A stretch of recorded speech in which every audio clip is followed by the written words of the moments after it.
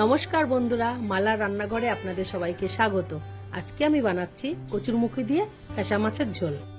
মাছে হলুদ গুঁড়ো আর লবণ দিয়ে ভালো করে মাখিয়ে নিচ্ছি।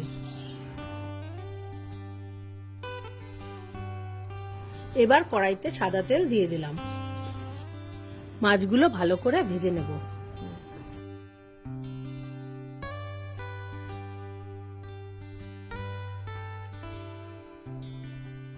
আমার ভিডিওগুলো আপনাদের ভালো লাগলে লাইক, কমেন্ট, শেয়ার করতে ভুলবেন না। মাছগুলো ভাজা হয়ে গেছে, এবার একটা পাত্রে তুলে নিচ্ছি।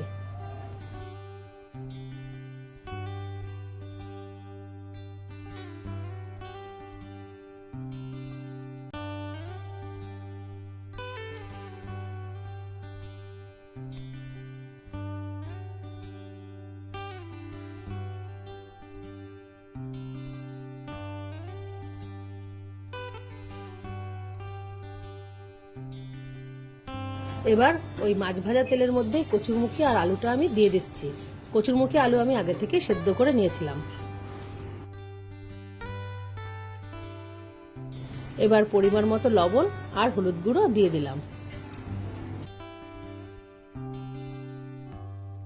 অনেকে রান্নাটা এক ফোড়নেই করে, আমি এটাতে শেষের দিকে ফোড়নটা দেব।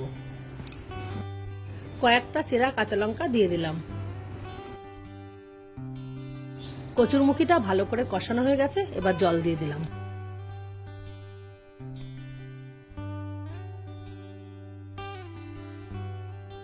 ঝোলটা ফুটে উঠেছে, এবার ভেজে রাখা মাছগুলো দিয়ে দিলাম। আমি আজ ফ্যাসা মাছ দিয়ে করছি, কিন্তু এটা যে কোনো মাছ দিয়ে ভালো লাগে, বিশেষ করে ইলিশ মাছ দিয়ে খুব ভালো লাগে। রান্নাটা আমার প্রায় হয়ে এসেছে, এবার একটা পাত্রে নামিয়ে নিয়ে ফোড়নটা দেব। ফোড়নের জন্য কড়াইতে সাদা তেল দিয়ে দিলাম। তেজপাতা, শুকনো লঙ্কা দিয়ে দিচ্ছি আর দিচ্ছি গোটা জিরে।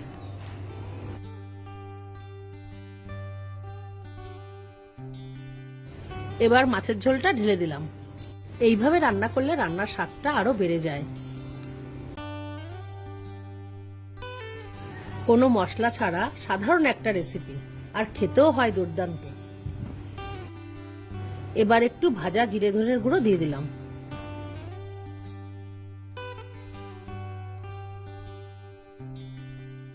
কচুরমুখী দিয়ে ফ্যাসা মাছের ঝোল হয়ে গেছে, এবার একটা পাত্রে নামিয়ে নিচ্ছি। আপনারাও এইভাবে বাড়িতে বানিয়ে খাবেন, আশা করি ভালো লাগবে। আজ তবে আসি, দেখা হচ্ছে পরের ভিডিওতে। আপনারা সুস্থ থাকবেন, আনন্দে থাকবেন।